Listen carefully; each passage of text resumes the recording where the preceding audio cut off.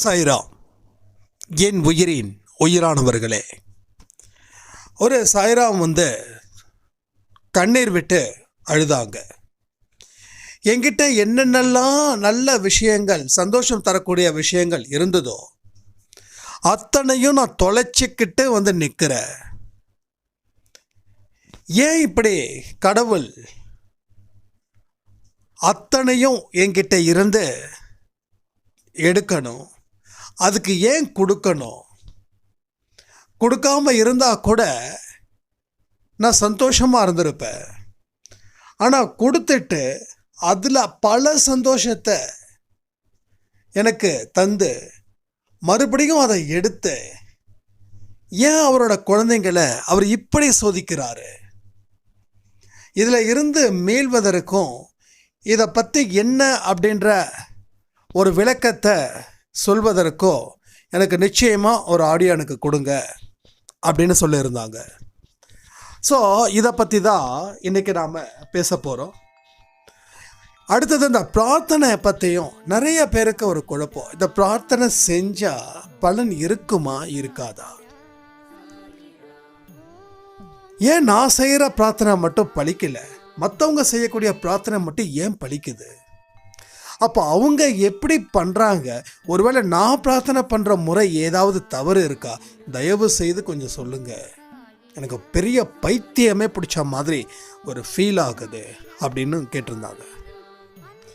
கண்டிப்பாக இந்த 2 விஷயத்தை டெஃபினட்டாக நம்ம பார்க்க போகிறோம். இந்த 2 விஷயம் சம்மந்தப்பட்டவங்களுக்கு உங்கள் மனசுக்குள்ளே இது இருந்துச்சுன்னா கமெண்ட்டில் கமெண்ட் பண்ணுங்கள். எஸ், எனக்கும் அந்த மாதிரி பிரச்சனைகள் இருக்கு, இதுக்கு என்ன ஏதுன்னு கேளுங்க. கண்டிப்பாக நம்ம பதில் சொல்லலாம். இந்த இடத்துல 2 விஷயத்தை நம்ம புரிஞ்சுக்கணுங்க. முதல் விஷயம், ஏன் கடவுள் உனக்கு கொடுத்தாரு, ஏன் திருப்பி எடுத்தாரு?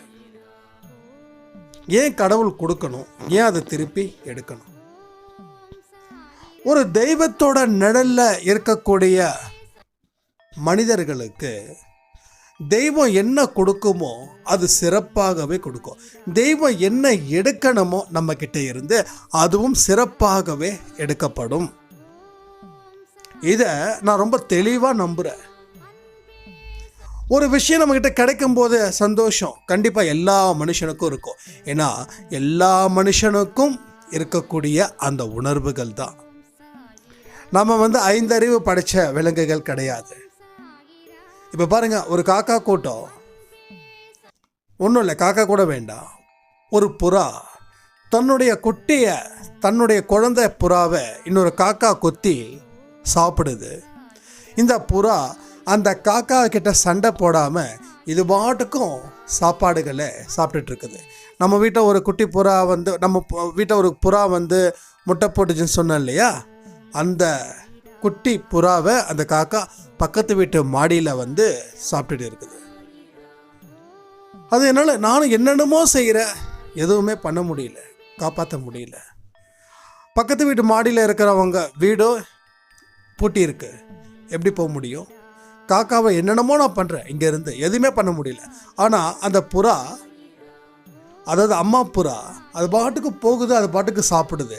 எனக்கு அந்த இடத்துல ரொம்ப கஷ்டமாக இருந்தது. ஆக மனுஷன் மட்டும்தான் இந்த பாசம் அதிகரிக்குது. தன்னுடைய குழந்தைய தப்பு பண்ணிட்டாங்க அப்படின்றதுக்காக மற்றவங்க அடித்தா எந்த அம்மாவாலையும் தாங்கிக்க முடியாது. அதே மகனை தான் கையால் அடித்தா அம்மாவுக்கு தாங்கிக்க முடியும். ஏன்னா அம்மாவுக்கு தெரியும் தான் குழந்தை எப்படிப்பட்ட வலியை தாங்கும் அப்படின்னு. அப்போ எல்லா மனுஷங்களுக்கும் அந்த உணர்வுகள் இருக்கு. அப்போ உங்களுக்கு தேவையான விஷயங்கள், உங்களுக்கு தேவையில்லாத விஷயங்கள் அப்படின்னு நீங்கள் பிரித்து பார்க்குறீங்க. இது எல்லாமே எனக்கு தேவையான விஷயங்கள், இது எல்லாமே எனக்கு தேவையில்லாத விஷயங்கள். நான் ஒரே வார்த்தை சொல்கிறேன், கடவுளுடைய விருப்பத்தின்படி உங்கள் வாழ்க்கையை வாழ்ந்தீங்கன்னா கடவுளுக்கு என்ன கொடுக்கணுமோ என்ன கொடுக்கக்கூடாதோ, எதை எடுக்கணுமோ எதை எடுக்கக்கூடாதோ அத்தனையும் அவருடைய கண்ட்ரோலில் நீங்கள் இருந்துட்டீங்கன்னா உங்கள் வாழ்க்கை இன்னமும் உயர்வு நிலைக்கு அடையும். இதை இந்த கேள்வி கேட்ட உடனே எனக்கு ஒரு சாய்ராம் கொஞ்சம் மாதத்துக்கு முன்னாடி எனக்கு ஒரு மெசேஜ் பண்ணாங்க. அவங்க சொன்னாங்க, போன வருஷம் அவங்களுக்கும் அவங்க கணவருக்கும் பிரச்சனைகள். அப்போ அவங்க கணவர் இவங்களை ரொம்ப கொடுமைப்படுத்தியிருக்காங்க. இவங்களும் என்கிட்ட அந்த டைமில் சொன்ன மாதிரி சொன்னாங்க, ஆனால் எனக்கு ஞாபகம் இல்லை. அப்போ என் கணவர் என்னை விட்டு பிரிஞ்சிட்டாருன்னு சொல்லி ஒரே அழுக. அப்போ நாம் சொல்லியிருந்தோம், எது நடந்தாலும் ஏற்றுக்கோங்கம்மா, இதுதான் வாழ்க்கை, இதெல்லாம் கடந்து தான் வரணும், யாரும் கூடவே கடைசி வரைக்கும் வரப்போவது இல்லை. நீங்கள் யாரையும் ஒதுக்கல, மற்றவங்க உங்களை ஒதுக்குனாங்கன்னா அவங்க சந்தோஷம் நல்லா இருக்கட்டும் அப்படின்னு பிளஸ் பண்ணுங்க. நீங்களாம் ஒரு மனுஷனை வேண்டான்னு சொல்கிறது பாவம். ஆனால் அடுத்த மனிதர்கள் உங்களை வேண்டான்னு சொன்னால் அவங்க வாழ்க்கையில் அதுக்கப்புறம் நீங்கள் எந்த தலையீடும் இருக்கக்கூடாது. இது இழப்புகள் தான். இது இழப்புகளை தாண்டி வருவது தான் வாழ்க்கை. அதனால் இதை ஏற்றுக்கோங்க அப்படின்னு நம்ம சொல்லியிருந்தோம். ஏன்னா அந்த சொன்னது எனக்கு நல்ல ஞாபகம் இருக்குது. அவங்க இத்தனைக்கும் மேக்ஸ், எம்எஸ்சி மேக்ஸ். அவங்க ஊர் ஐ திங்க் கோயம்புத்தூர்னு நினைக்கிறேன். அவங்க அந்த மாதிரி ஒரு கஷ்டத்தில் இருந்தாங்க. என்ன பண்ணுறது தெரியல, ஏது பண்ணுறதுன்னு தெரியல. அதுக்கப்புறம் சாயப்பாவோட விருப்பம்தான் உங்கள் வாழ்க்கையாக இருக்கணும் அப்படின்னு சொன்னதை வச்சு அதை நம்பி வாழ்ந்து இன்னைக்கு அளவில்லாத சந்தோஷம் அடைஞ்சிருக்காங்க. எப்படின்னா, அவங்க படித்த படிப்புக்கு ஏற்ற ஒரு வருமானத்தை சரி பண்ணாங்க, அதாவது டியூஷன் சென்டர்ஸ். ஸோ எந்த அளவுக்கு அவங்க கணவர் கூட இருக்கும்போது அவங்க வாழ்க்கையில் மிகப்பெரிய துன்பத்தை அடைஞ்சாங்களோ, இப்போ அதை விட பல மடங்கு நிம்மதியும் சந்தோஷமும் நான் இருக்கேன். ஒரு நம்பிக்கை எனக்கு பிறக்குது. இப்போ என்னோட கணவர் இல்லை அப்படின்றது ஒன்று தான் குறைய தவிர மீதி எல்லாமே எனக்கு இங்கே சிறப்பாக இருக்குது. அவர் சந்தோஷமாக இருக்கட்டும், நானும் சந்தோஷமாக இருக்கேன். என் குழந்தைய நல்ல முறையில் நான் பார்த்துக்கிறேன். அப்போ கடவுளுக்கு தெரியுது உனக்கு அவர் வேணுமா வேண்டாமா. அப்போது என்னுடைய குழந்தை இந்த மனுஷன் கூட இருந்தால் என் குழந்தை கஷ்டப்படும். அப்போ என் குழந்தைக்கு என்ன கொடுக்கணுமோ அதை நான் கொடுக்குறேன். என் குழந்தையை நீ தயவு செய்து ஏற்றுக்கோ. இதெல்லாம் அவங்களோட மனசில் சாயப்பா பேசக்கூடிய வார்த்தைகள். எந்த மனுஷனாலையும் சட்டுன்னு ஏற்றுக்க முடியாதுங்க. அந்த சட்டுன்னு ஏற்றுக்கிறாங்கன்னா சாயப்பா அவங்க மனசில் உட்காந்து ஏதோ ஒரு விஷயத்தை தயார் செஞ்சுக்கிட்டு இருக்கிறவங்களுக்கு மட்டும்தான் அது சாத்தியம். நீங்கள் உடனே கேட்கலாம், எனக்கு இன்னமும் அதை ஏற்றுக்க முடியல, அந்த இழப்புகளை ஏற்றுக்க முடியலன்னா இன்னமும் சாயப்பா உங்ககிட்ட நெருங்க நீங்கள் விடலை.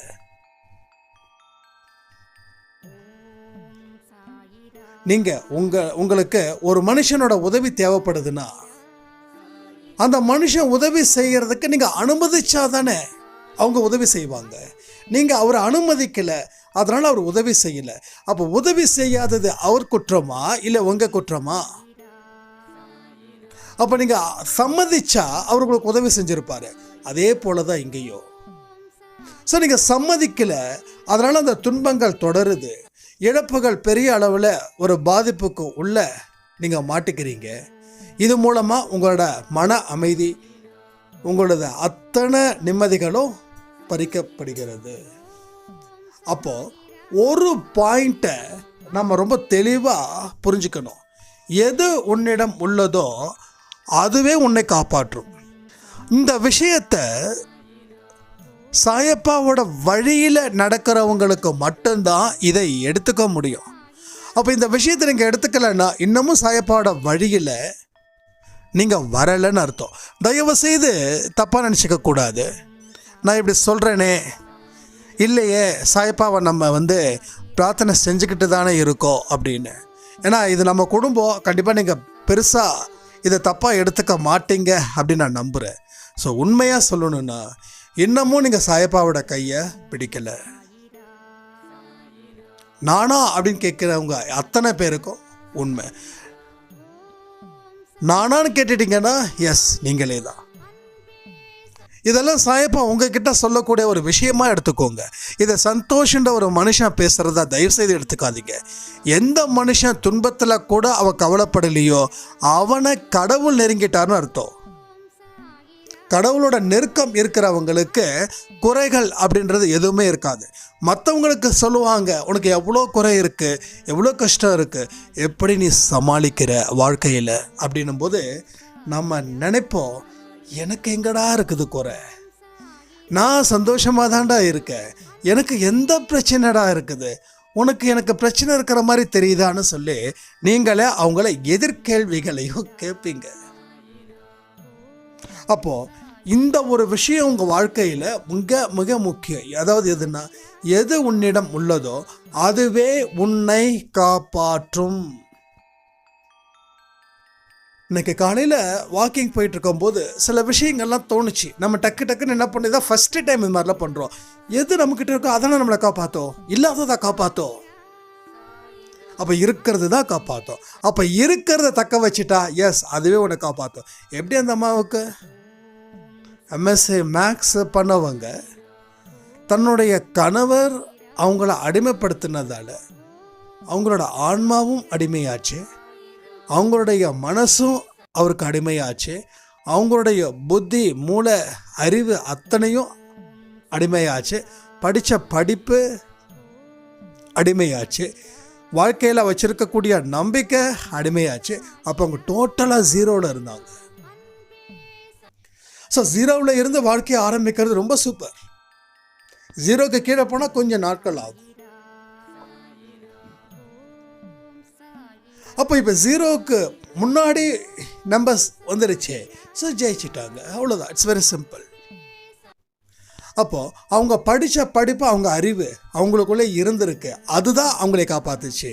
அதே மாதிரி தான் உங்களை யார் காப்பாற்றுவாங்க அப்படின்ற கேள்விக்கு உங்கள் கூட இருக்கிறவங்க இல்லை, உங்களை நீங்களே காப்பாற்றுவதற்கு உங்களுக்குள்ள ஒரு விஷயம் இருக்குது. அந்த விஷயம் என்ன அப்படின்றத கண்டுபிடிச்சா மட்டும் பத்தாது, அதுதான்றது தீர்மானமாக நம்பணும். அதை பேஸ் பண்ணி நம்ம வாழ்க்கையை வாழணும். நான் கண்டுபிடிச்சிட்டேன் அப்படின்றத தாண்டி கண்டுபிடிச்சதை அதை முறையாக பயன்படுத்தி அங்கே இருந்து நீங்கள் வாழணும். இது ரொம்ப ரொம்ப ரொம்ப ரொம்ப இம்பார்ட்டன்ட். அப்போ இல்லை அப்படின்னு தான் எல்லா மனுஷங்களும் நினைக்கிறாங்க. எல்லாரும் கிட்ட கேட்டா வாழ்க்கை எப்படி இருக்குதுன்னா, வாழ்க்கை வெளிப்படையாக பேசுகிறவங்க சரியில்லைன்னு சொல்லுவாங்க. பட் இவங்க முன்னாடி நம்ம தோத்துட்டக்கூடாதுன்றவங்க தான் வாழ்க்கையா சூப்பருங்க, செம, நான் நினச்சி கூட பார்க்கலிங்க அப்படின்வாங்க. ஸோ அதிகப்படியான மக்கள் வாழ்க்கை எப்படி போகுதுன்னு கேட்டால் வாழ்க்கை ரொம்ப மோசமாக போகுதுன்னு சொல்லுவாங்க. ஏன் அப்படின்னு கேட்டால், எது தாங்கிட்ட இல்லையோ அதுதான் அவங்க வாழ்க்கையில் மோசமாச்சுன்னு அவங்களுடைய ஒரு வாதம், ஒரு நம்பிக்கை. எனக்கு அது இருந்தானா சந்தோஷமா இருந்திருப்பேன், ஆனால் அது இல்லை. கடவுள் என்கிட்ட இருந்து எல்லாத்தையும் பறிச்சுக்கிட்டாரு. எப்பயும் சொல்கிறேன், உங்களுக்குன்னு இருக்கக்கூடிய உறவாக இருக்கட்டும், பொருளாக இருக்கட்டும், அது கண்டிப்பாக இன்னொருத்தவங்களுக்கு அவங்களுக்கு கிடைக்கல, அது வேற ஒருத்தவங்களுக்கு போயிடுச்சுன்னா வலிக்கும். நான் வலிக்காதுன்னு சொல்லலை. ஏன் வலிக்குதுன்னா, ஒன்று அந்த உறவுகள் மேலே உங்களுக்கு இருக்கக்கூடிய அன்பு, இல்லை அந்த பொருள்கள் மேலே உங்களுக்கு வச்சிருக்கக்கூடிய ஒரு பற்று.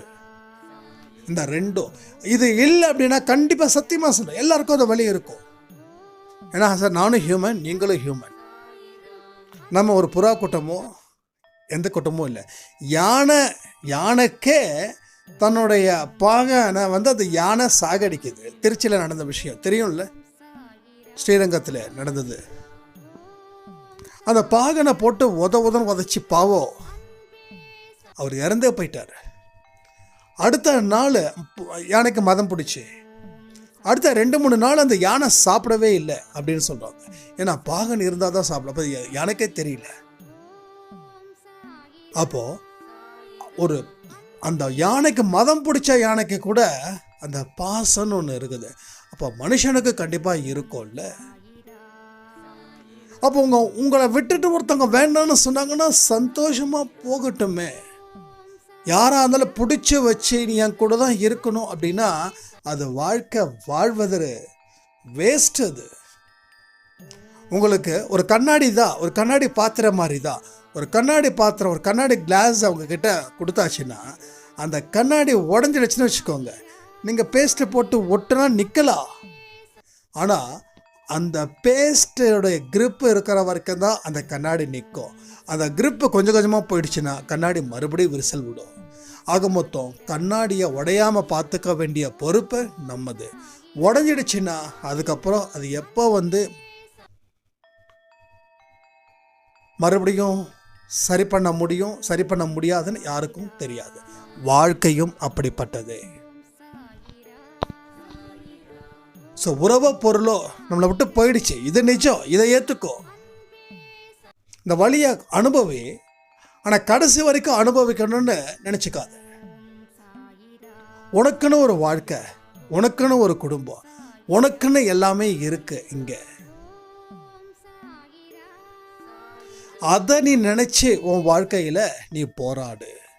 அந்த போராட்டம் அமைதியாக இருக்கட்டும், ஆழ்ந்த நம்பிக்கையோடு இருக்கட்டும். அப்போது நீ யார் அப்படின்றத கடவுள் உனக்கு பதில் சொல்லுவார். உன்னை விட்டு பிரிஞ்சாங்களே அவங்க நினைப்பாங்க, இந்த மனுஷனை நான் விட்டு பிரிஞ்சனே அப்படின்னு. அந்த மாதிரி உங்கள் வாழ்க்கை மாறும். எப்போ உங்கள் கைகள் உயர்த்தப்படணும். நீங்கள் உங்கள் வாழ்க்கையில் ஒன்றுமே புரியாமல் அப்படியே உட்காந்து துக்கத்தில் தலையை தொங்க போட்டு உக்காந்துக்கிட்டு இருந்தீங்கன்னா உங்களை விட்டு பிரிஞ்சாங்க இல்லையா, அவங்க உங்ககிட்டே உங்களை மறுபடியும் கேலியும் கிண்டலும் அவமானமும் செய்வாங்க. அப்போது அந்த வலி இருக்கே, இதை விட 2 மடங்கு வலி அதிகரிக்கும். ஏன்னா உங்களை விட்டு பிரிஞ்சும் போயிட்டாரு. அந்த வலி இருக்குது. பிரிஞ்சவர் நம்மளை பற்றி நினைக்கல, நாம் நினைக்கிறோம் நினைப்பாங்க அப்படின்னு நினைக்கல. ஆனால் வந்ததுக்கப்புறம் நம்ம நிலையை பார்த்து மறுபடியும் நம்மளை அவமானப்படுத்தினாருன்னா அந்த இடத்துல உங்களை வாழ முடியுமா, இல்லை வாழ்க்கையை முடிச்சுக்கணுன்ற ஒரு தாட்டை உங்களுக்கு வருமா? யோசிச்சு பாருங்க. என்ன வருன்றதை சொல்லுங்க. அந்த சூழ்நிலை யாரும் இல்லைன்னாலும் இருக்கிற மாதிரி நினச்சி நீங்கள் முடிவு பண்ணி பாருங்களேன். சில விஷயங்களை நம்ம கற்பனை பண்ணுறதுல தப்பே கிடையாது. ஏன்னா ஒரு ஆபத்து வருதுன்னா அது கற்பனையை ஏற்படுத்தி அந்த ஆபத்து பகுதியில் போகாமல் இருப்பது புத்திசாலித்தனம். ஆபத்து வந்தால் பார்த்துக்கலான்னு சொல்கிறது சுத்த பைத்தியக்காரத்தனம். ரெண்டுத்துக்கும் இருக்கக்கூடிய வித்தியாசம். நான் கற்பனை செய்வேன், நிறைய கற்பனை செய்வேன். பாசிட்டிவாகவும் திங்க் பண்ணுவேன், நெகட்டிவாகவும் திங்க் பண்ணுவேன். இங்கே எல்லோரும் சொல்லுவாங்க, இல்லை யூ திங்க் இன் பாசிட்டிவ். சரி, நான் பாசிட்டிவாக திங்க் பண்ணுறேன். என்னோட கர்மா எனக்கு ஏதாவது தொல்லை பண்ணிச்சுன்னா நான் பாசிட்டிவாக திங்க் பண்ணுறதால அந்த கர்மா என்னை விட்டுட்டு போயிடுமா? கர்மா உனக்கு தொல்லை கொடுக்கணும்னு சொல்லி உள்ளே நுழைஞ்சிடுச்சு, அது ஒன்று தொல்லை கொடுக்காம போகாது. நீ என்னதான் பாசிட்டிவாக இருந்தாலும் அந்த இடத்துல அந்த கர்மாவை சமாளிக்கிறதுக்கு நீ என்ன பிளான் வச்சுருக்க? அதை அந்த பிளானை நீ எடுத்துக்கிட்டு போனால் கர்மா குறுக்க வந்தாலும் அது தூக்கி போட்டு மிதிக்கலாம். நீ பிளானே இல்லை, நான் எப்பயுமே பாசிட்டிவ் திங்க் பண்ணுவேன், நான் பாசிட்டிவ் பர்சன், நான் பாசிட்டிவாக தான் நினைப்பேன் அப்படின்னா திடீர்னு ஒரு நெகட்டிவ் வந்தா ஐயோ முடிஞ்சிடுச்சே, சாப்டர் காலி. ஸோ நிறைய பேர் தோற்றதுக்கு காரணம் அது ஒன்று தான். யாரெல்லாம் தன்னை பாசிட்டிவ் நினைக்கிறாங்களோ அவங்களுக்கு என்றைக்கும் அந்த ஓவர் கான்ஃபிடென்ட் இருக்கும். ஓவர் கான்ஃபிடென்ஸ் அதி புத்திசாலி. அத்தனை பேரும் பார்த்தீங்கன்னா வாழ்க்கையில் ஒரு சின்ன மிஸ்டேக்ஸ் வந்தால் கூட அதை அவங்களால தாண்டவே முடியாது. முடிஞ்சிருச்சுன்னு நினைப்பாங்க, முடிஞ்சும் போயிடுவாங்க. அப்போது உங்கள் கற்பனைகள் இப்படியும் இருக்கணும், அப்படியும் இருக்கணும். ஆனால் நம்ம எடுக்கக்கூடிய முடிவுகள் பாசிட்டிவாக இருந்தாலும் அதில் என்ன பிரச்சனைகள் வந்தாலும் அதை எப்படி தாங்க முடியும்? இப்போ கணவனோ மனைவியோ 2 பேரும் ஒன்றா இருக்காங்க. இப்போ கணவன் நம்மளை விட்டுட்டு போயிட்டா அடுத்தது என்ன பண்ணலான்னு யோசிச்சா பிரச்சனை இல்லை. கணவன் என்னை விட்டு போயிட்டா நான் எப்படி உயிரோட வாழ முடியும் அப்படின்னு நினச்சிங்கன்னா நீங்கள் அங்கவே செத்து போயிட்டீங்கன்னு அர்த்தம். உனக்கு மனசு செத்து போயிடுச்சுன்னா உடல் சும்மா, உடம்புல காற்று போயிடுச்சுன்னா உடல் எவ்வளோ பெரிய ஒரு வெயிட்டாக இருந்தாலும் அது சும்மா தான் இருக்கும். உடம்புக்கு காற்று தான் அந்த வெயிட்டை கொடுக்குது. உடம்புக்கு காற்று தான் உயிர் நாடி, உயிர் மூச்சு எல்லாமே. அதை நீங்கள் புரிஞ்சுக்கணும் இல்லையா? அப்போது உங்கள் கணவர் உங்களை விட்டு போயிடக்கூடாதுன்னு ஃபீல் பண்ணக்கூடாது. உங்கள் கணவர் உங்களை விட்டுட்டு போனாலும் நம்ம என்ன செய்ய முடியும் அப்படின்ற விஷயத்த நீங்கள் திங்க் பண்ணணும். அதுக்காக திங்க் பண்ணிகிட்டே இருக்கவும் சொல்லலை, ஒரு சைடில் வச்சுக்கோங்க, எப்பயாவது அப்ளை ஆகும். ஏன்னா உங்களுக்கு தெரியும் உங்கள் குடும்பத்தில் இது இந்த நிலை போன வருஷம் எப்படி இருந்தது, இந்த வருஷம் எப்படி இருக்குது, அடுத்த வருஷம் எப்படி இருக்க போகுதுன்னு. அப்போது அந்த ரிலேஷன்ஷிப்பை நம்ம உடைக்கக்கூடாதுன்றதுல ரொம்ப தெளிவாக இருக்கும். இந்த பிரிவு வரக்கூடாதுன்றதுல தெளிவாக இருக்கும். அதுக்கு தகுந்த பிரார்த்தனை முறைகளே சொல்கிறேன். ஏன்னா செகண்ட் பார்ட் பிரார்த்தனை பற்றி தான் பேச போகிறோம். அதில் நான் டீட்டெயிலாக சொல்கிறேன். ஸோ எல்லாமே செஞ்சோம், உங்கள் கர்மா மூக்க நுடைக்குதுன்னா அதுக்கு என்ன செய்ய முடியும்? அப்போ கர்மாக்களால் என்ன பண்ண அப்படின்னா தேவையில்லாததை எடுக்கப்படும். நீங்கள் தேவையில்லை அப்படின்றது கடவுள் முடிவு பண்ணுவார், இல்லை கர்மா முடிவு பண்ணாலும் சரி. உனக்கு கொடுத்த வாழ்க்கை முடிஞ்சிடுச்சு, உன் சந்தோஷம் முடிஞ்சிடுச்சு, இனி அவர் உன் வாழ்க்கையில் தலையிட மாட்டார். ஏன்னா அவருக்கு வந்த விதி, அவருக்கு வந்த நேரம், நொடி, இத்தனை நொடி, இது வரைக்கும் நீ வாழ்க்கையில் சந்தோஷமாக இருந்த துக்கமாக இருந்தது தெரியாது. அவர் வரணுன்றது ஒரு விதி. வந்தார், போனதுக்கப்புறம் என்ன பண்ணணும்னா அந்த இடத்துல தான் சாய்ப்பா ஹீரோ மாதிரி உங்களுக்கு என்ட்ரி கொடுப்பாரு. அப்போது அவர் ஹீரோ மாதிரி என்ட்ரி கொடுக்குறாருன்னா அவர்கிட்ட நம்ம எந்த முறைகளை நம்ம கேட்க முடியும்? பிரார்த்தனைகள். இந்த பிரார்த்தனை எப்படிப்பட்டதாக இருக்கணும்? ஏன்னா நிறைய பேருக்கு அந்த பிரார்த்தனை பற்றி என்னமோ செய்கிற, என்னமோ பண்ணுற, ஆனால் பிரார்த்தனைகள் பலிக்கலன்னு கேட்குறாங்க இல்லையா? இப்போ நான் சொல்கிற இனிமே இந்த வழியில் நீங்கள் பிரார்த்தனை செஞ்சுங்கன்னா அந்த பிரார்த்தனை 100% பலிக்கும். பலிக்கலைன்னா என்ன கேளுங்க, நான் சொல்கிறேன். அப்போ உங்கள் பிரார்த்தனை எப்படி இருக்கணும்? யாருக்கெல்லாம் சந்தேகம் இருக்குது? இது வரைக்கும் நான் பிரார்த்தனை செஞ்ச பிரார்த்தனையில் போதிய பலன்கள் எனக்கு கிடைக்கல அப்படின்னு சொல்கிறவங்க கமெண்ட் பண்ணுங்க. இல்லை இதெல்லாம் நான் சொன்னால் என்னோட பேர் ரொம்ப டேமேஜ் ஆகிடும் அப்படி தயவுசெய்து நினைக்காதீங்க. ஓப்பனாக பேசணுன்னா எல்லாமே நல்லது நடக்கும். ஸோ பிரார்த்தனை, நீங்கள் என்கிட்ட யாராவது உங்களுக்கு நீங்கள் நினச்சதெல்லாம் நடந்திருக்கா அப்படின்னு கேட்டால் நான் நினைக்காதது நிறைய நடந்திருக்குது. அப்போ நான் எதையும் நினைக்கல, அதனால் நினைக்காத விஷயங்கள் நிறைய நடந்திருக்குது. என்கிட்டையும் உங்களுக்கு எந்த சந்தேகம் வந்தாலும் கேளுங்க. உங்கள் லைஃப்பில் இது நடந்திருக்கா, அது நடந்திருக்கான்னு கேளுங்க. நான் நிச்சயமாக நான் ஆன்சர் பண்ணுறேன்.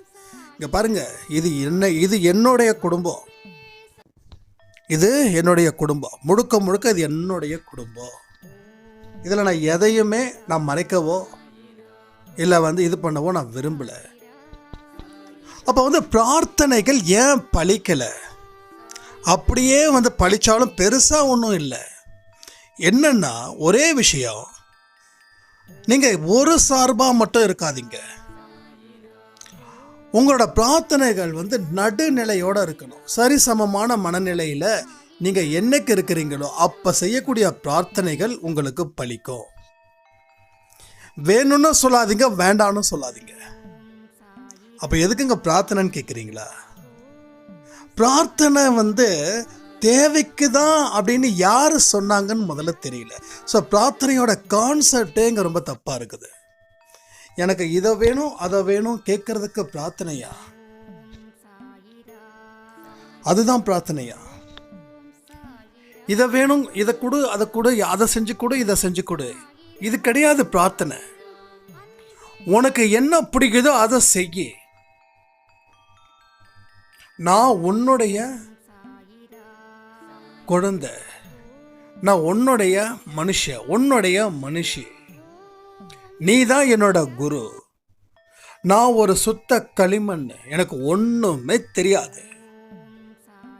எல்லாமே என் வாழ்க்கைக்கு என்ன தேவை இருக்கோ, என் வாழ்க்கை எது செஞ்சால் அது சரியாக இருக்குமோ அதை எனக்கு கொடுன்னு மட்டும் சொல்லி கேளுங்க. இதுதான், இதை தாண்டி இருக்கக்கூடிய பிரார்த்தனைகள் எதுவுமே இல்லை. ஏன்னா நீங்கள் என்ன தான் கேட்டாலும் கேட்காட்டியும் உங்கள் கர்மா அலோவ் பண்ணதான் நடக்கும். அது ஒன்று. ரெண்டாவது, கடவுள்கிட்ட சரணாகதி அடைஞ்சிட்டு இந்த மாதிரியான மனநிலையில் இருந்துச்சுன்னா உங்கள் கர்மாக்களை சாயப்பா சண்டை போட்டு உங்களை காப்பாற்றுவார். புரியுதா உங்களுக்கு? சில பேர் சொல்லுவாங்க எல்லாமே விதிப்படி அப்படின்னா கடவுளையே கும்பிடணும். சரி, நீங்கள் சொல்கிறது கரெக்ட். எல்லாமே விதிப்படி அப்படின்னா கடவுள் இருக்க வேண்டிய அவசியமே இல்லை. ஏன்னா கடவுளுக்கு பவர் இல்லை, ஏன்னா விதிக்கு தான் பவர் இல்லை. அப்போ எல்லாம் விதிப்படின்னு சொல்லிட்டு ஏன் கோயிலுக்கு போகிறீங்க? நீங்கள் சொன்னதை தான் நான் திருப்பி சொல்கிறேன். எல்லாமே விதிப்படி அப்படின்னா அப்போ நீங்கள் கடவுளை ப்ரே பண்ண வேண்டிய அவசியமே இல்லை. எல்லாத்துக்கும் மேலே ஒவ்வொருத்தன் ஒவ்வொரு இடத்துல பெரிய ஆளாக இருப்பான். இப்போ நான் இருக்கேன் அப்படின்னா எனக்கு மேலே ஒருத்தன் பெரிய ஆள் இருப்பான். சரி, அவன் தான் பெரிய ஆளா, அவனுக்கு மேலே பெரிய ஆளுன்னா கண்டிப்பாக இருப்பான். சரி, அவன் தான் பெரிய ஆளா, அவனுக்கு மேலே டெஃபினட்டாக இருப்பான். இருக்கிறானா இல்லையா ஒவ்வொருத்தனோட வாழ்க்கையிலையும்? அப்போது நான் தான் பெரியவன், எனக்கு கீழே யாருமே இல்லைன்னு சொல்லவே முடியாது. அது யாராக இருக்கட்டும், எப்பேற்பட்ட புகழ்பெற்ற மனிதர்களாக கூட இருக்கட்டும், நமக்கு மேலே ஒருத்தன் இருந்துக்கிட்டு தான் இருப்பான். அவனுக்கு மேலே இன்னொருத்தன் இருந்துக்கிட்டு தான் இருப்பான். அப்போ எல்லாத்துக்கும் மேலே இருக்கிறவர், வானத்தையும் பூமியும் படைத்தவராக இருக்கக்கூடிய நம்ம கடவுள். அவரை தாண்டி எதுவும் அசையாது, எதுவும் நடக்காது, எதுவும் பண்ண முடியாது. அப்போது நீங்கள் உங்கள் கர்மாக்கள் தொல்லை பண்ணாலும் அந்த கடவுள் நினைச்சாருன்னா அதை நிறுத்தி வைப்பார், இல்லை அதை பலமிழக்க செய்வார். மறுபடியும் சொல்கிறேன், நிறுத்தி தான் வைப்பார். ஏன்னா அதுக்குரிய தண்டனையை அனுபவிக்க வேண்டிய காலத்தில் நீ அனுபவின்னு. அப்போது இப்போ நீங்கள் ரொம்ப பலகீனமாக இருக்கீங்க. இப்போ உங்களுக்கு அந்த கர்மாவை தொடர்ந்து உங்கள் வாழ்க்கையில் அலோவ் பண்ண ஆரம்பிச்சிட்டாருன்னு வச்சுக்கோங்க, நீங்கள் நொடிஞ்சு போயிடுவீங்க. ரைட்? புரியுதா உங்களுக்கு? அப்போது உங்கள் கர்மாவை டெம்பரவரியாக நிறுத்தி வைக்கிறாரு. எதுக்கு நிறுத்தி வைக்கிறாருன்னா, நான் கொஞ்ச நாள் நிறுத்தி வைக்கிறேன், அதுக்குள்ளே உன் பலத்தை பெருக்கிக்கோ. நீ பலத்தை பெருக்கினதுக்கப்புறம் மறுபடியும் கர்மா கூட சண்டை போடு, கண்டிப்பாக நீ ஜெயிப்ப. ஏன்னா இதே பலகீனத்தில் நீ சண்டை போட்டால் கண்டிப்பாக நீ தோப்ப. ஆனால் இன்னைக்கு இருக்கக்கூடிய மக்கள் பலகீனத்தை வச்சுக்கிட்டே சண்டை போட்டுக்கிட்டு அதன் மூலமாக தோல்வியை அடைஞ்சிக்கிட்டே இருக்காங்க. சில விஷயங்கள் கண்ணுக்கு தெரியாதவைகள். நான் சொல்கிறது எல்லாமே அனுபவ ரீதியாக கண்ணுக்கு தெரியாத உண்மைகளை தான் நீங்கள் பேசிகிட்டு இருக்கேன். ஒரு பலமானவனை எதிர்த்து சண்டை போடணும்னா, எதிர்த்து சண்டை போடுறவனும் அந்த பலமான மனுஷ அளவுக்கு ஈக்குவலாக இருக்கணும், இல்லை அவனுக்கு மேலே இருக்கணும். அதாவது ஊதுனா பறக்கக்கூடிய மனுஷன் எப்படி அவனை அடித்து சண்டை போடுவான்? அப்போ என்ன சொல்கிறான், தம்பி எதிர்த்து சண்டை போடுறவங்க ஒரு பலமான வீரர். இப்போ நீ சண்டை போட்டு ஜெயிக்கணுன்ற, அப்போ எதிர்த்து சண்டை போடுறவருக்கு ஜட்ஜாக இருக்கிறவர் அவர் என்ன சொன்னாலும் அந்த பலசாலி கேட்பா. இப்போ அந்த ஜட்ஜு சொல்கிறாரு நீயும் அவரும் சண்டை போடணும். அப்போ அவர் இருக்கிற அளவுக்கு உன் உடம்ப வலிமையாக்கிட்டு வா, அது வரைக்கும் வெயிட் பண்ணுறோம். இப்போது அந்த எதிர்த்து சண்டை போடக்கூடிய பலசாலி வெயிட் பண்ணுவான். ஏன்னா நீங்கள் இப்போ சண்டை போடக்கூடாதுன்னு நீதிபதியோட உத்தரவு. நீதிபதி, அந்த நீதிபதியாக இருக்கிறதா கடவுள். அந்த பலசாலி தான் கர்மா. அந்த பலகீனமான மனிதர்கள் தான் நாம. புரியுதா? அப்போ அந்த பலத்தை கொண்டு வருவதற்கு தான் சாய்பாவோட அந்த விசேஷங்கள் நடக்குது. கர்மா நிறுத்தி வைக்கப்படும்.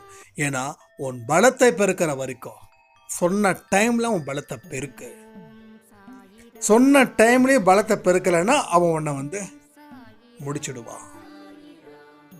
அவங்ககிட்ட அடி வாங்கி தோக்க போறியா, இல்லை அவனை அட்டாக் பண்ணி நீ ஜெயிக்க போறியா, இல்லை ரெண்டு பேருக்கும் வெற்றியும் இல்லை தோல்வியும் இல்லை ஒரு நிலையை உருவாக்க போறியா? Up to your choice. அப்போ நம்ம பலத்தை இங்கே பெருக்கணும்னா உங்கள் பிரார்த்தனைகள் பலம் வாய்ந்ததாக இருக்கணும். முன்னவே சொன்ன மாதிரி இவர் இல்லைனாலும் வாழ்வதற்கு இதுக்குண்டான நேரம் இருந்தாலும் நீ வாழணும். அவர் இல்லைனாலும் வாழணும். பதவி இருந்தாலும் வாழணும், பதவி இல்லைனாலும் வாழணும். பதவி இல்லைன்னா எப்படி வாழ்வதுன்னா, பதவி இருக்கும்போது நீ என்ன கெத்தா இருந்தியோ அதே மாதிரி நீ வாழணும். இதுக்கு தேவை சரியான ஒரு விதமான பிரார்த்தனை. அந்த பிரார்த்தனையை அடிக்கடி பண்ணிக்கிட்டே இருந்தால் ரொம்ப நல்லது. ஆனால் அதே மாதிரி சில விஷயங்களை வச்சு பிரார்த்தனை செஞ்சால் அது ரொம்ப கெட்டு உங்கள் வாழ்க்கையை அழிச்சிடும்.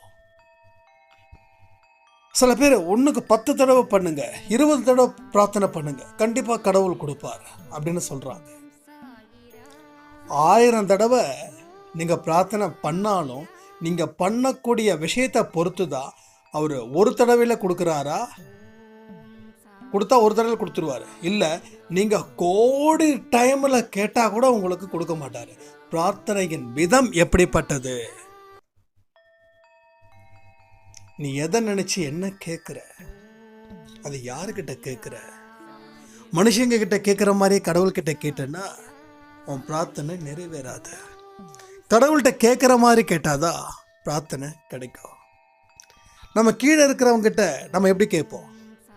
ஏதாவது ஒரு உதவினா நமக்கு மேலே இருக்கிறவங்க, அதாவது அந்தஸ்தில், படிப்பில், பதவியில் ஏதாவது ஒன்று, நம்ம மேலே இருக்கிறவங்ககிட்ட எப்படி கேட்போம்? கீழே இருக்கிறவன்ட்ட எப்படி கேட்போம்? தம்பி கொஞ்சம் பார்த்து பண்ணி கொடுப்பா அப்படின்னு. சரிண்ணே, பண்ணிடலாண்ணே, சூப்பர்ண்ணே, நீங்கள் கவலைப்படாதுண்ணே, உங்களுக்கு பண்ணாமல் வேறு யாருக்குண்ணே பண்ண போகிறேன்? ஏன்னா அவன் நமக்கு கீழே இருக்கிறான். நீங்கள் அவனை இப்படி கேட்குறீங்க, அவன் உங்களுக்கு உதவி செய்கிறதுலேயே அவன் ரொம்ப பெருமை அடைவான். உங்கள் மேலே இருக்கிறவங்கிட்ட பார்த்து பண்ணி கொடு அப்படின்னா கேட்ட முடியும். நம்ம என்ன பண்ணுவோம்? ரெக்வஸ்ட் பண்ணி கொஞ்சம் பார்த்து பண்ணி கொடுங்க சார், நீங்கள் எனக்கு உதவி பண்ணாதான் சார் ஏதோ எனக்கு கொஞ்சம் உயிரே வரும் பாயிண்ட்டை போடுறோமா இல்லையா? அதுக்கப்புறம் கேட்டு வந்ததுக்கப்புறம் அவனை நம்ம கரிச்சு கொட்டுறது வேற விஷயம். ஆனால் முன்னாடி எப்படி நிற்போம்? கையை கட்டி பவ்யமாக உதவிகள் கேட்போம். நமக்கு கீழே இருக்கிறவங்கிட்ட உரிமையோடு கேட்போம். 2 உதவி தான். ஆனால் நீ யாருக்கிட்ட கேட்குறன்றதை பொறுத்து இருக்குது அது கொடுக்கறதா வேண்டாமா அப்படின்னு. உனக்கு கீழே இருக்கிறவங்ககிட்ட கொஞ்சம் பார்த்து உதவி செய்யுங்கன்னே, நீங்கள் தானே எங்கள் வாழ்க்கை அப்படின்னா அவன் நம்மளை வேறு மாதிரி பண்ண ஆரம்பிச்சிடுவான். இது ஆன்மீகத்தை சொல்லலை, ப்ராக்டிக்கலாக சொல்கிறேன். ஆன்மீகன்றது வேறு, புரியுதா? நீங்கள் ஒரு மனுஷங்கிட்ட உதவி கேட்கும்போது அட்லீஸ்ட் அவனை பற்றி தெரிஞ்சிருந்து அதுக்கு தகுந்த மாதிரி நீங்கள் உதவிகள் கேட்பீங்க இல்லையா? அப்படி சொல்கிறேன். ஆன்மீகத்தை பொறுத்தவரைக்கும் எல்லோரும் ஒரே மாதிரி தான் பண்ணணும். உங்களை புரிய வைக்கிறதுக்காக சொல்கிறேன். கடவுள்கிட்ட எப்படிப்பட்ட ஒரு பிரார்த்தனைகள் கேட்கணுன்னா, நீங்கள் கெஞ்சவும் வேண்டாம், ஓகே? நீங்கள் கெஞ்சவும் வேண்டாம், நீங்கள் மிஞ்சவும் வேண்டாம், அதிகாரம் பண்ணி கேட்கவும் வேண்டாம், குடுன்னு சொல்லி அவர்கிட்ட நம்ம கெஞ்சவும் வேண்டாம்.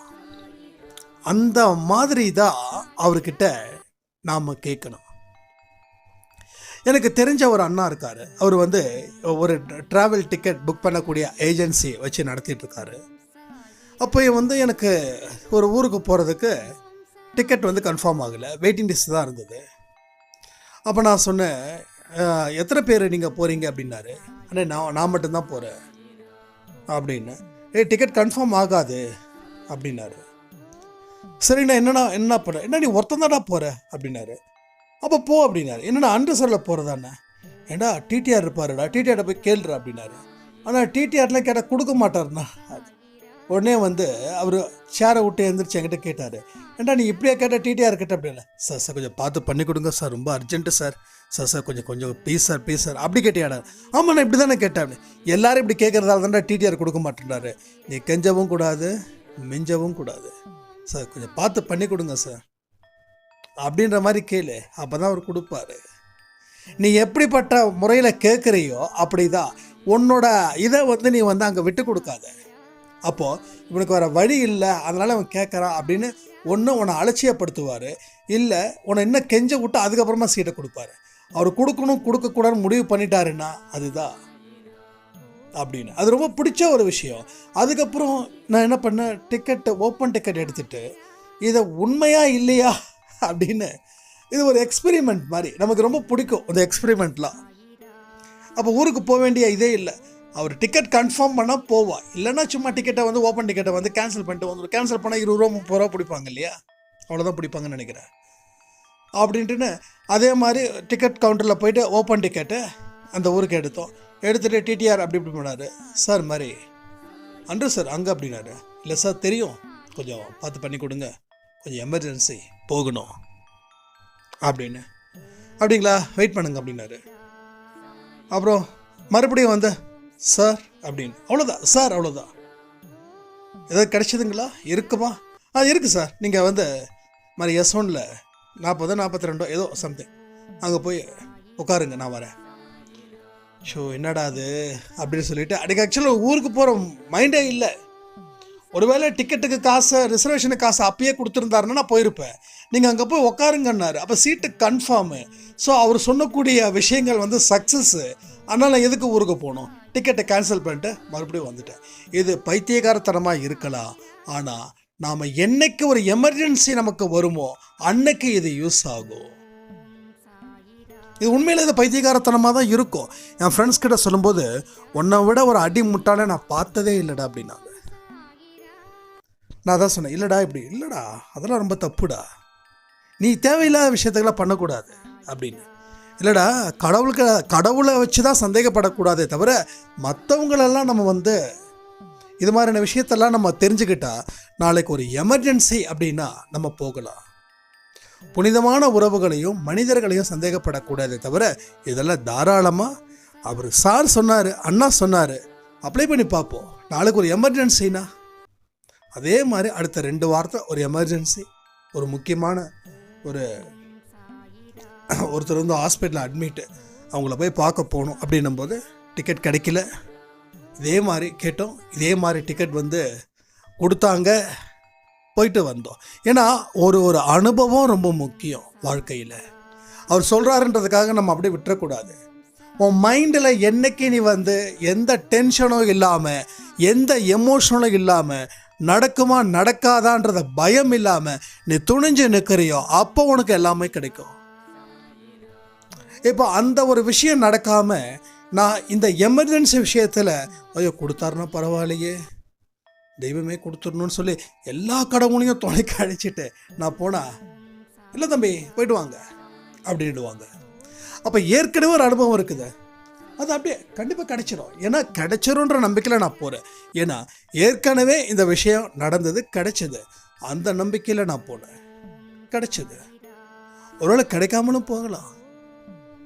இது 100% கிடைச்சிடும் சொல்ல முடியாது. நான் தான் சொன்னேன், திங்க் பாசிட்டிவ் மட்டும் திங்க் பண்ணக்கூடாது. ஒரு வேளை கிடைக்கலன்னா போய் தான் ஆகணும். அப்போ அன்ரிசர்வ்டில் டிக்கெட் போகலாம். இல்லையா கேன்சல் பண்ணிட்டு ஏர் பஸ் இருக்குது, ஏர் பஸ்ஸில் போகலாம், அவ்வளோதான். ஏர் பஸ்ஸில் எப்படியும் பஸ் இருந்துக்கிட்டு இருக்கும், ஏதாவது ஒன்று இருக்கும். ஏன்னா நமக்கு பஸ்ஸை தாண்டி ட்ரெயின் தான் நமக்கு ரொம்ப பிடிக்கும். ஹெட்ஃபோன் போட்டு பாட்டை கேட்டுக்கிட்டே ஜாலியாக அப்படியே எங்கே அந்த டோர்கிட்ட நின்றுட்டு ட்ராவல் பண்ணுறது ரொம்ப பிடிக்கும். அது நைட் ஹவர்ஸில் டிடிஆர் வந்து சார் இங்கே நிற்கக்கூடாது, உள்ளே போய் உட்காருங்க அப்படின்னா டிடிஆர் அந்த பக்கமாக போகும்போது மறுபடியும் அங்கே போய் நின்றுப்பேன். இருக்கிற பேசஞ்சர், சார் குளிருது சார், கொஞ்சம் வாங்க சார் இந்த பக்கம் அப்படின்னு சொல்கிற வரைக்கும் அங்கே நின்று என்ஜாய் பண்ணுவேன். அப்போ இந்த மாதிரியான விஷயங்கள் நம்ம பிரார்த்தனை ரொம்ப ரொம்ப ரொம்ப எமோஷ்னலாக கேட்டால் நிச்சயமாக நடக்காது. அதை தாண்டி ஒரு விஷயம் எதுவாக இருந்தாலும் நீ சந்திச்சு தான் ஆகணும். கடவுள் உனக்கு மோசமானதை கொடுத்துட மாட்டார். அந்த மைண்டில் நீங்கள் இன்னையிலேருந்து பிரார்த்தனை பண்ணி பாருங்களேன், எல்லாமே நீங்கள் நினச்சதை விட ரொம்ப சிறப்பாகவே நடக்கும். இது 100% நிரூபிக்கப்பட்ட உண்மை. இது ட்ரெயின் டிக்கெட்டு அது இல்லை, பிரார்த்தனை. அப்போ என்கிட்ட சில பேர் நீங்கள் நினச்சதெல்லாம் நடக்குதாண்ணா, நான் நினைக்காதது மட்டும்தான் நடக்குது. ஏன்னா நான் எதுவுமே நினைக்கல, எனக்கு இதை நடக்கணும் அது நடக்கணும்னு. அப்போ நான் வந்து சாமியாரா? இல்லையே. சாமியாராக இருக்கிறவ காட்டில் தான் இருப்பான், நான் நாட்டுக்குள்ளே இருக்கேன். அப்போ நான் சாமியார் இல்லை, நானும் சாதாரண மனுஷன்.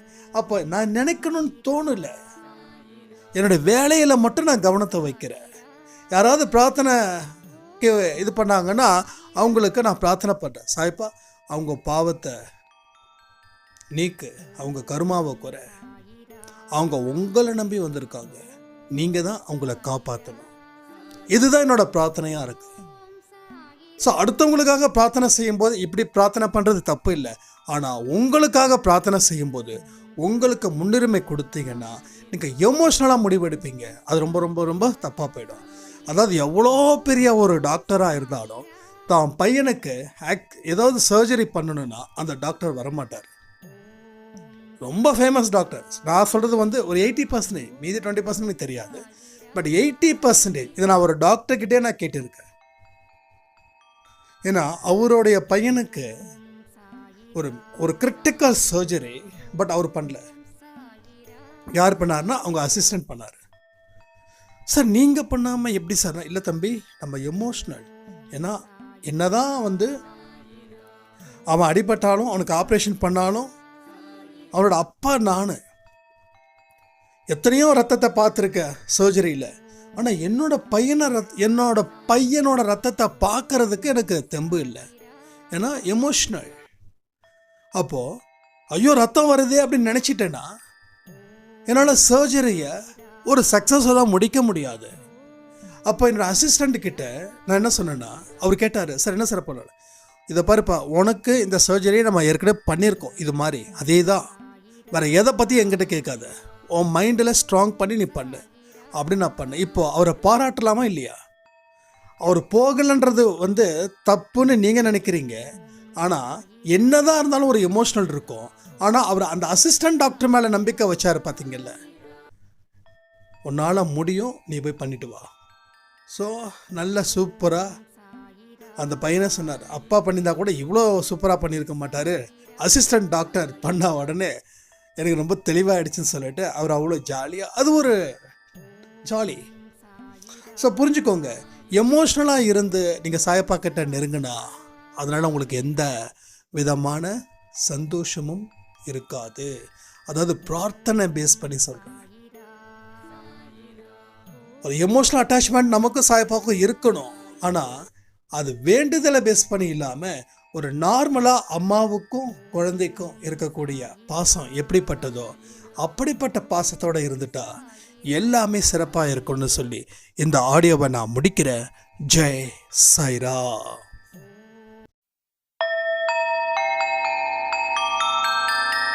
ஓம் சாயிரா.